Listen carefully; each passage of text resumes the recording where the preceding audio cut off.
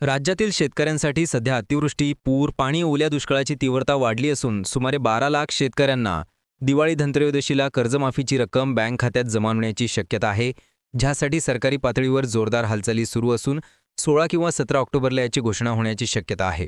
मंत्रिमंडळ बैठकीत दसरा दिवाळीनिमित्त शेतकऱ्यांसाठी 5 महत्त्वपूर्ण निर्णय घेण्यात आले असून खरीप हंगामात 52 लाख हेक्टर पिके पाण्यात गेल्याने शेतकऱ्यांसमोर जगायचे खायचे, मुलांसाठी शिक्षण आणि लग्न कसे करायचे असे प्रश्न उभे राहिले आहेत। आता आपत्तीग्रस्तांसाठी नुकसान भरपाईची रक्कम कधी, किती आणि कशी मिळेल याची प्रतीक्षा आहे। आतापर्यंत 40% शेतकऱ्यांची ई-पीक नोंदणी बाकी असून शेतीसाठी आणि सरकारी मदतीसाठी फार्मर आयडी व पीक नोंदणी आवश्यक आहे। अकोला जिल्ह्यात 1.20 लाख शेतकऱ्यांना अतिवृष्टी पुरामुळे नुकसान झाले असून बीडमध्ये 32 गावात 2300 नागरिकांचे स्थलांतरण करण्यात आले, तर धाराशिवमध्ये 225 पूल शेतीग्रस्त आहेत। कोकणातील नद्या इशारा पातळीखाली गेल्या असल्या तरी उत्तर महाराष्ट्र व विदर्भात पूर ओसरला तरी पिकांमधील साचलेले पाणी कायम आहे। पीएम गरीब कल्याण अन्न योजनेचा आढावा घेतला गेला असून राज्यात पिके हातातून गेल्याने शेतकरी हवालदिल झाले आहेत। जननी सुरक्षा योजनेत निधीचा गैरवापर झाल्याचे आरोप असून पातूर तालुक्यात ओल्या दुष्काळाची पाहणी झाली। खरीपात सोयाबीन, कपाशी, तूर पिकांचे मोठे नुकसान झाले आहे। मूर्तिजापूरमध्ये काळी दिवाळी साजऱ्याचा इशारा देण्यात आला असून तेल्हारात कर्जमाफीसाठी आसूड मोर्चा निघाला। बुलढाणा दुष्काळाची उंबरठ्यावर असून 300 कोटींचे आर्थिक नुकसान झाले आहे। केंद्रीय राज्यमंत्री प्रतापराव जाधव यांनी पंचनामे युद्धपातळीवर करण्याचे निर्देश दिले असून करकल योजनेत तांत्रिक अडचणींमुळे लाभार्थी अडचणीत सापडले आहेत। मराठवाडा सोलापूरमध्ये पूरस्थिती कायम असून धरणांमधून विसर्ग सुरू आहे। जळगावात भरीत वांग्याला 25-30 रुपये प्रति किलो मिळत आहेत।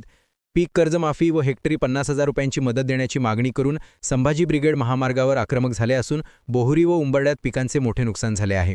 नवरात्रोत्सवात महागाईने नारळाचा केस काढला असून खोबड्याला 400 रुपये प्रति किलो मिळत आहेत। मराठवाड्यात 2701 किमी रस्त्यांची चाळणी झाली असून 2432 कोटींची गरज आहे।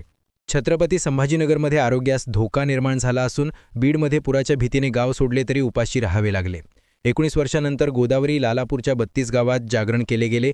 बीड प्रशासनाने 1,83,00,000 मदत जाहीर केली असून पूर ओसरू लागला आहे।